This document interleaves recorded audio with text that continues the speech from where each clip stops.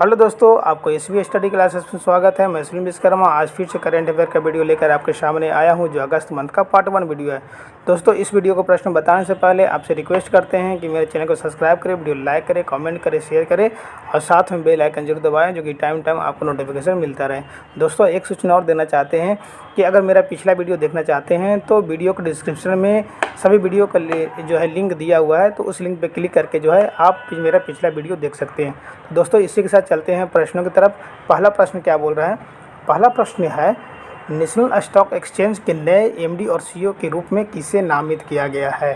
तो किसे नामित किया गया है? वो है आशीष चौहान। आशीष चौहान को जो है नेशनल स्टॉक एक्सचेंज के नए एमडी और सीईओ के रूप में नामित किया गया है। ठीक है दोस्तों, चलते हैं इसका डिस्क्रिप्शन पढ़ते हैं। डिस्क्रिप्शन में क्या बोल रहा है? बाजार नियामक सेबी ने आशीष चौहान को नेशनल स्टॉक एक्सचेंज के नए एमडी और सीईओ के रूप में नामित किया है। किसको?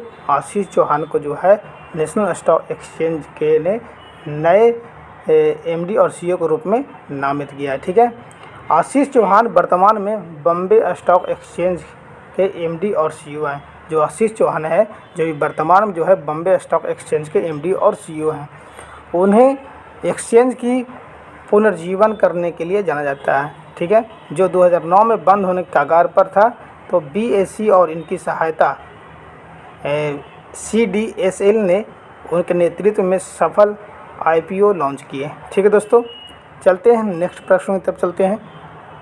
अगला प्रश्न है, द क्राफ्ट्स विलेज स्कीम किस केंद्रीय मंत्रालय की एक पहल है? तो है वो केंद्रीय कपड़ा मंत्रालय। केंद्रीय कपड़ा मंत्रालय की पहल है द क्राफ्ट्स विलेज स्कीम।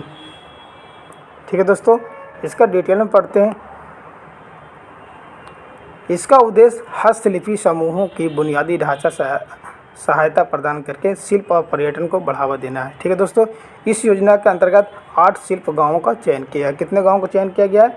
8 शिल्प गांवों का चयन किया गया। ठीक है, जिसमें है तिरुपति जो है आंध्र प्रदेश का है, बड़ाज गुजरात का है, नैनी उत्तर प्रदेश का है, रघुराजपुर जो है उड़ीसा का है, अनेगुड़ी जो है कर्नाटक का है, अनेगुड़ी कर्नाटक का है, महाबलीपुरम तमिलनाडु का है, ताजगंज उत्तर प्रदेश का है और आमेर जो है राजस्थान का है। इतने 8 गांवों को जो है शामिल किया गया है। ठीक है दोस्तों, अगला प्रश्न है, हाल ही में खबरों में रहा चबहार बंदरगाह किस देश में स्थित है? तो किस देश में स्थित है? वो है ईरान में। ईरान में जो है चबहार बंदरगाह जो स्थित है। ठीक है दोस्तों, चलिए इसके बारे में थोड़ा डिटेल लेते हैं। चबहार बंदरगाह ईरान में स्थित एक रणनीति बंदरगाह है। ठीक है, जो मध्य एशियाई क्षेत्र के लिए वाणिज्य पारगमन केंद्र है।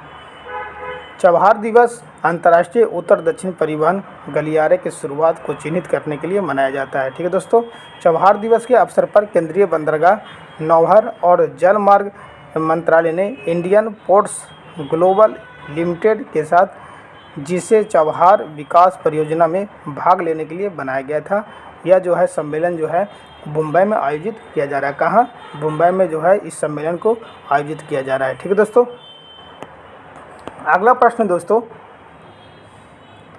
भारत ओमान संयुक्त सैन्य अभ्यास अल नजा का आयोजन स्थल कौन सा राज्य है? कौन सा राज्य है? राजस्थान है। ठीक, राजस्थान है। ठीक है दोस्तों, अब चलिए पढ़ते हैं, थोड़ा डिटेल में चलते हैं। डिटेल में क्या बोल रहा है? भारतीय सेना और ओमान की सेना ने हाल ही में राजस्थान में अपना 13वीं दिवसीय संयुक्त सैन्य अभ्यास शुरू किया है। भारत ओमान संयुक्त सैन्य अभ्यास अल नजा का चौथा संस्करण आतंकवाद, क्षेत्रीय सुरक्षा और शांति रक्षा अभियानों पर केंद्रित है। ठीक है दोस्तों, अगला प्रश्न है, भारत में मंकी पॉक्स की स्थिति की निगरानी के लिए केंद्र द्वारा हाल ही में गठित टास्क फोर्स का प्रमुख कौन है? तो जो टास्क फोर्स जो गठित किया गया है उसका प्रमुख है बीके पाल। ठीक है दोस्तों, बीके पाल। अगला प्रश्न है, हाल ही में खबरों में रही राखीगढ़ी किस राज्य में स्थित एक प्राचीन स्थल है? तो किस राज्य में है? वो है हरियाणा में। ठीक है दोस्तों, इसका डिटेल देखते हैं। हरियाणा के राखीगढ़ी में प्राचीन टीले सहित 20 विरासत स्थलों को राष्ट्रीय महत्व टैग के लिए चिन्हित किया गया है। अन्य स्थलों में दिल्ली में अनंगताल है, आंध्र प्रदेश के चिंताकुंटा में रॉक पेंटिंग और हिमाचल प्रदेश में कालेश्वर महादेव मंदिर इत्यादि शामिल है। ठीक है दोस्तों, राखीगढ़ी साइट केंद्रीय बजट 2020 से 2021 में केंद्र द्वारा घोषित 5 प्रतिष्ठित स्थलों में से एक है। ठीक है दोस्तों, तो इसमें से जो है राखीगढ़ी को छोड़ करके जो है 3 और स्थल कौन कौन से हैं, वह दिल्ली के अनंतताल हैं, आंध्र प्रदेश के चिंताकुटा में रॉक पेंटिंग है, हिमाचल प्रदेश में कालेश्वर महादेव मंदिर है इत्यादि, जो है ये सब चीज़ शामिल किया गया है। ठीक है दोस्तों, अगला प्रश्न है, कौन सा मंत्रालय सामूहिक विनाश के हथियार और उनके वितरण प्रणाली संशोधन विधेयक 2022 से जुड़ा है? तो कौन सा मंत्रालय जुड़ा हुआ है? वह है विदेश मंत्रालय। विदेश मंत्रालय जो है सामूहिक विनाश के हथियार और उनके वितरण प्रणाली संशोधन विधेयक 2022 से जुड़ा हुआ है। ठीक है दोस्तों, इसका डिटेल देखते हैं। संसद ने हाल ही में सामूहिक विनाश के हथियार और उनकी वितरण प्रणाली संशोधन विधेयक 2022 पारित किया है। विदेश मंत्रालय ने यह विधेयक पेश किया है।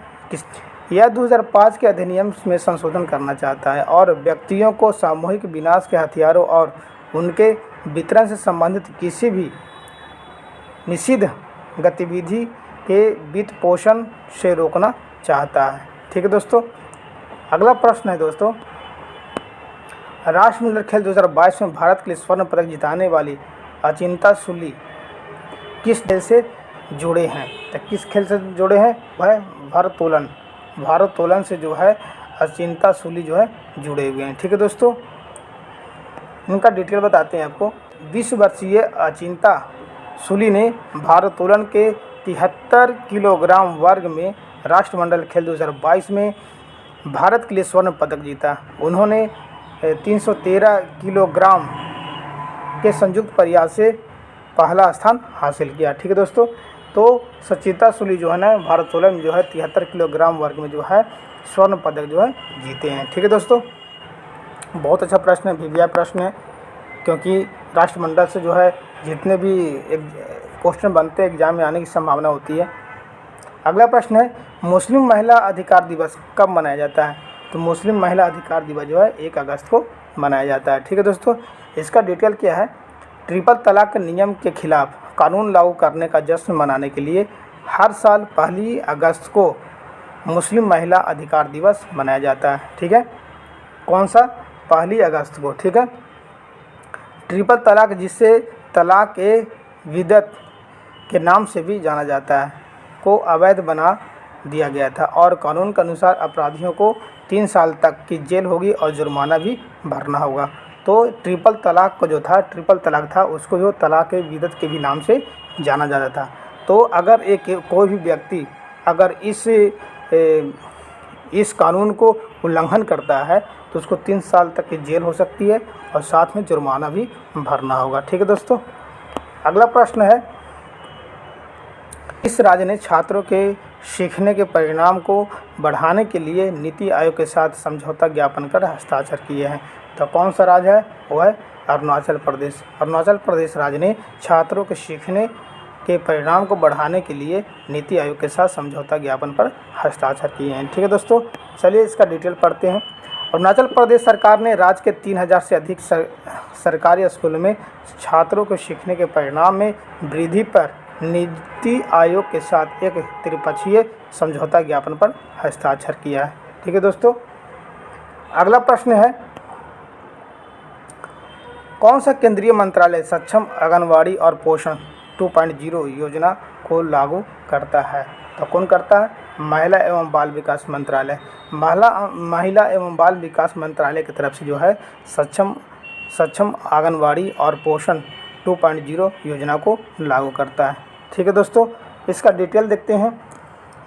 15वें वित्त आयोग की अवधि 2021-2022 से 2025-2026 के दौरान कार्यान्वयन के लिए भारत सरकार द्वारा एकीकृत पोषण सहायता योजना को मंजूरी दी गई है।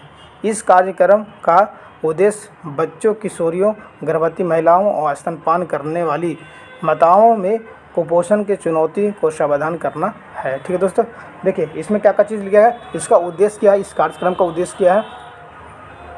पहला उद्देश्य बच्चों हैं, दूसरा किशोरियों हैं, तीसरा है गर्भवती महिलाएं और चौथा है स्तनपान करने वाली माताओं में जो कुपोषण की जो चुनौती है उसको समाधान करने के लिए जो है इस कार्यक्रम को, इस योजना को लाया गया है। ठीक है दोस्तों, अगला प्रश्न है राष्ट्रीय स्तर पर निर्धारित योगदान नेशनल डिटरमाइंड कंट्रीब्यूशन NDC का फुल फॉर्म होता है। तो आप NDC का फुल फॉर्म जो है आप कॉपी में नोट डाउन कर लीजिएगा। क्या होता है NDC का full form? Nationally determined contribution, जो हाल ही में खबरों में था किस क्षेत्र से संबंधित है? तो ये जो है जलवायु परिवर्तन क्षेत्र से संबंधित है। ठीक है दोस्तों, NDC। चलिए इसका डिटेल बताते हैं आपको। केंद्रीय मंत्रालय ने पेरिस समझौते के तहत किस समझौते के, देखिए एग्जाम आ जाता है, केंद्रीय मंत्रालय ने किस समझौते के तहत जो है इस योजना को लाया? तो कौन सा योजना, कौन समझौते हैं? पेरिस समझौते योजना के तहत। ठीक है, के तहत भारत के अपडेटेड राष्ट्रीय स्तर पर निर्धारित योगदान नेशनली डिटरमाइंड कंट्रीब्यूशन को मंजूरी दी है। ठीक है, NDC को जलवायु परिवर्तन पर संयुक्त राष्ट्र framework convention, United Nations framework convention on climate change, देखिए इसका फुल फॉर्म क्या था? UNFCCC जो है इसका फुल फॉर्म क्या होता है? United nation framework convention on climate change. इसका आप फुल फॉर्म कॉपी में नोट डाउन कर लीजिएगा। बहुत इसी टाइप के जो है एग्जाम में अब पूछे जा रहे हैं। ठीक है, को प्रस्तुत किया जाएगा। ठीक है, भारत ने 2030 तक अपने सकल घरेलू उत्पाद की उत्सर्जन तीव्रता को 45% तक कम करने और 2030 तक गैर जीवाश्म ईंधन आधारित ऊर्जा संसाधनों से 50% संचयी विद्युत शक्ति स्थापित क्षमता प्राप्त करने के लिए प्रतिबद्धता जाहिर की है। ठीक है दोस्तों, तो आप जितने भी फुल फॉर्म आ रहे हैं आप कॉपी में फुल फॉर्म जरूर नोट करते रहें, क्योंकि एग्ज़ाम में जो है अब इसी टाइप का जो है एग्ज़ाम में प्रश्न आ रहे हैं। अगला प्रश्न दोस्तों, किस राज्य ने chief minister equal education relief assistance and grant योजना शुरू की है? तो कौन से राज्य में किया गया है? वो राज्य है आपका हरियाणा राज्य। हरियाणा राज्य ने क्या किया है? हरियाणा राज्य ने जो है chief minister equal education relief assistance and grant योजना शुरू की है। ठीक है दोस्तों, चलिए इसका थोड़ा डिटेल देखते हैं, डिटेल में क्या बता रहा है। हरियाणा के मुख्यमंत्री मनोहर लाल खट्टर, तो पूछ देगा कि हरियाणा के मुख्यमंत्री कौन है? तो कौन है? मनोहर लाल खट्टर। ठीक है, ने chief minister equal education relief assistance and grants योजना शुरू की है। तो इसका जो फुल फॉर्म शॉर्ट में क्या बोले? चिराग बोलते हैं। क्या बोलते हैं? चिराग।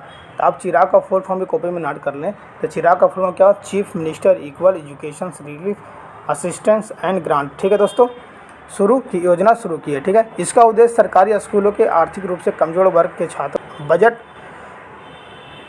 निजी स्कूलों में मुफ्त शिक्षा प्रदान करना है। इस योजना के तहत सरकारी स्कूल के छात्र जिनके माता पिता के वार्षिक सत्यापित आय 1.8 लाख रुपये से कम है, वे निजी स्कूलों में दाखिला ले सकते हैं। तो इस योजना के लाने का पर्पस यह है कि छात्र के माता पिता का वार्षिक आय 1.8 लाख से कम है, निजी स्कूलों में जो है अपना दाखिला बच्चों को करा सकते हैं। अगला प्रश्न दोस्तों, अगस्त 2022 तक भारत में कितने पंजीकृत स्टार्टअप हैं? तो कितने पंजीकृत स्टार्टअप हैं? वो है 75,000। कितना? 75,000। ठीक है दोस्तों, चलिए इसका डिटेल देखते हैं। केंद्रीय वाणिज्य और उद्योग मंत्री पीयूष गोयल कौन है? केंद्रीय वाणिज्य और उद्योग मंत्री कौन है? पीयूष गोयल हैं। ठीक है, घोषणा की है कि भारत के एक मील का पत्थर हासिल किया है। ठीक है, देश में अब 75,000 स्टार्टअप्स हैं। उद्योग और आंतरिक व्यापार संवर्धन विभाग ने 75,000 से अधिक स्टार्टअप की मान्यता दी है। अगला प्रश्न है वेदांतथंगल पक्षी अभयारण्य और कुंथनकुल पक्षी अभयारण्य जिन्हें रामसर स्थल घोषित किया गया था किस राज्य में स्थित है? तो किस राज्य में स्थित है? ये है तमिलनाडु में स्थित है। ठीक है दोस्तों, कौन? वेदांतथंगल पक्षी अभयारण्य और कुंथनकुल पक्षी अभयारण्य। चलिए इसका डिटेल देखते हैं। भारत ने 12,50,361 हेक्टेयर क्षेत्र को कवर करते हुए देश में कुल साइटों को 64 तक पहुंचाने के लिए रामसर साइटों के रूप में नामित 10 और आर्द्र भूमि जोड़ी है। कितने? 10 और आर्द्र भूमि जोड़ी हैं। ठीक है, 10 नई साइटों में तमिलनाडु में 6 साइटें हैं। 10 नई साइटों जो लिया गया है उसमें तमिलनाडु में जो है 6 साइटें शामिल है। ठीक है, जिसमें है वेदांतथंगल पक्षी अभयारण्य और कुंथनकुलम पक्षी अभयारण्य। इसके अलावा जो है गोवा में एक है, कर्नाटक में एक है, मध्य प्रदेश में एक है और उड़ीसा में एक है जो स्थल को जो शामिल किया गया है। तो टोटल जो है 10 नए साइटों को जो है सरकार की तरफ से जो है इसके रूप में जोड़ी गई है। ठीक है, अगला प्रश्न है दोस्तों, किस राज्य की खगोलीय वेधशाला को यूनेस्को के महत्वपूर्ण संकटग्रस्त विरासत वेधशालाओं की सूची में शामिल किया गया है? तो किस राज्य का है? वो है बिहार राज्य का। बिहार राज्य का खगोलीय वेधशाला को यूनेस्को की महत्वपूर्ण संकटग्रस्त विरासत वेधशालाओं में सूची में शामिल किया गया है। ठीक है दोस्तों, इसका डिटेल बताते हैं। एलएस कॉलेज मुजफ्फरपुर में, ये कॉलेज का है, एलएस कॉलेज का है मुजफ्फरपुर में, खगोलीय वेधशाला को विश्व महत्वपूर्ण संकटग्रस्त विरासत वेधशालाओं में की यूनेस्को सूची में शामिल किया गया है। ठीक है दोस्तों, इसे 1916 में एक कॉलेज के प्रोफेसर द्वारा 1916 में जो था एक कॉलेज के प्रोफेसर द्वारा खगोलीय वेधशाला की आवश्यकता महसूस करने के बाद विकसित किया गया था। ठीक है, कई दशकों तक काम करने के बाद 1995 में इसे सील कर दिया गया। कारण क्या था कि कुछ खगोलीय उपकरण यहाँ से जो थे गायब किए गए थे। इसके कारण जो था इस वेधशाला को जो है सील किया गया है। अगला प्रश्न दोस्तों, लार्सन एंड टूर्बो ने आईटी और आईटीएस प्रौद्योगिकी पार्क स्थापित करने के लिए किस राज्य के साथ समझौता ज्ञापन पर हस्ताक्षर किया है? तो वो राज्य कौन सा है? गुजरात है। गुजरात राज्य के साथ में लार्सन एंड टूर्बो ने आईटी और आईटीएस प्रौद्योगिकी पार्क स्थापित करने के लिए जो है गुजरात के साथ जो है समझौता किया है। ठीक है दोस्तों, चलिए इसका डिटेल देखते हैं। लार्सन एंड टूर्बो ने बड़ोदरा में एक आईटी और आईटी सक्षम सेवा प्रौद्योगिकी पार्क स्थापित करने के लिए गुजरात राज्य सरकार के साथ एक समझौता ज्ञापन पर हस्ताक्षर किए हैं। एल&टी इस आईटी पार्क को अगले 5 साल में 7,000 करोड़ रुपये के निवेश से विकसित करेगी। ठीक है, और यह जो है एक वर्ष में 2,000 इंजीनियरों और अन्य पदों के लिए क्या करेगा? यह जो है एक वर्ष में 2,000 इंजीनियरों और अन्य पदों के लिए रोजगार और अगले 5 सालों में 10,000 प्रत्यक्ष और अप्रत्यक्ष रोजगार प्रदान करेगी। ठीक है दोस्तों, अगला प्रश्न है, विश्व का सबसे बड़ा तैरता सौर ऊर्जा संयंत्र किस राज्य में बनाया जाएगा? तो किस राज्य में बनाया जाएगा? वो है मध्य प्रदेश। मध्य प्रदेश में जो है विश्व का सबसे बड़ा तैरता सौर ऊर्जा संयंत्र स्थापित किया जाएगा। ठीक है दोस्तों, चलिए इसका डिटेल बताते हैं आपको। नवीकरणीय ऊर्जा मंत्रालय की हालिया घोषणा के अनुसार मध्य प्रदेश के खंडवा में दुनिया का सबसे बड़ा तैरता हुआ सौर ऊर्जा संयंत्र बनाने जा रहा है। दोस्तों ये बहुत वेरी इंपॉर्टेंट प्रश्न है, तो आप इसको ज़रूर आप गौर कीजिएगा इस प्रश्न पे। तो मध्य प्रदेश के खंडवा में जो है दुनिया का सबसे बड़ा तैरता हुआ सौर ऊर्जा संयंत्र जो है बनाने जा रहा है। ठीक है, इस संयंत्र में 2022-2023 तक 600 मेगावाट बिजली पैदा होने की उम्मीद है। ठीक है, कितना? 600 मेगावाट, और इसकी लागत जो है 3,000 करोड़ रुपए से भी अधिक होने की अनुमान है। वर्तमान में भारत की सबसे बड़ी तैरती हुई सौर ऊर्जा जो है भारत में जो है सबसे बड़ी तैरती सौर ऊर्जा परियोजना जो है तेलंगाना के रामागुंडम में परिचालित है। अभी भारत में सबसे बड़ी तैरती हुई सौर ऊर्जा जो है तेलंगाना में है, रामागुंडम में स्थित है। ठीक है, इसका संचालन एनटीपीसी के द्वारा किया जा रहा है। जो सौर ऊर्जा तेलंगाना में चलाया जा रहा है, जो सौर ऊर्जा तेलंगाना में जो स्थापित किया गया है, उसको जो है एनटीपीसी के द्वारा जो है संचालित किया जा रहा है। लेकिन अब दुनिया का सबसे बड़ा तैरता हुआ सौर ऊर्जा संयंत्र जो है मध्य प्रदेश के खंडवा में स्थापित किया जा रहा है। ठीक है दोस्तों, अगला प्रश्न है, आयकर विभाग के टिन 2.0 प्लेटफॉर्म पर अपने पेमेंट गेटवे प्लेटफॉर्म को सूचीबद्ध करने वाला भारत का पहला बैंक कौन सा है? तो पहला बैंक कौन सा है? वह फेडरल बैंक। कौन है? फेडरल बैंक है। ठीक है दोस्तों, चलिए इसका डिटेल में देखते हैं। फेडरल बैंक आयकर विभाग के टिन 2.0 प्लेटफॉर्म पर अपने पेमेंट गेटवे प्लेटफॉर्म को सूचीबद्ध करने वाला भारत का पहला बैंक बन गया। ठीक है, पेमेंट गेटवे करदाताओं को क्रेडिट, डेबिट या यूपीआई, एनईएफटी या फिर आरटीजीएस और इंटरनेट बैंकिंग जैसे तरीक़ों का उपयोग करके अपना भुगतान करने में सक्षम बनाता है। तो दोस्तों ये जो है फेडरल बैंक के द्वारा जो है टिन 2.0 जो है पेमेंट गेटवे प्लेटफॉर्म को सूचीबद्ध जो करने के लिए भारत पहला बैंक बन गया है। ठीक है दोस्तों, अगला प्रश्न है, कौन सा देश 2022 के लिए संयुक्त राष्ट्र सुरक्षा परिषद आतंकवाद विरोधी समिति की अध्यक्षता कर रहा है? तो कौन सा देश कर रहा है? भारत कर रहा है। ठीक है दोस्तों, चलिए इसका डिटेल में पढ़ते हैं।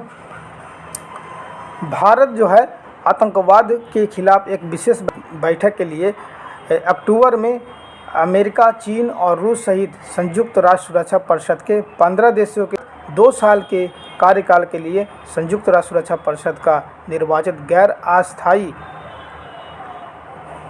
सदस्य है। परिषद में भारत का कार्यकाल इस साल दिसंबर में समाप्त होगा। भारत 2022 के लिए सुरक्षा परिषद की आतंकवाद विरोधी समिति की अध्यक्षता कर रहा है। तो दोस्तों ये जो है टोटल जो है आज का प्रश्न जो है यहाँ पर ख़त्म होते हैं। दोस्तों हम आपसे रिक्वेस्ट करते हैं कि मेरे चैनल को सब्सक्राइब करें, वीडियो लाइक करें, कमेंट करें, शेयर करें और साथ में बेल आइकन जरूर दबाएं। Thanks for watching my video. जय हिंद दोस्तों।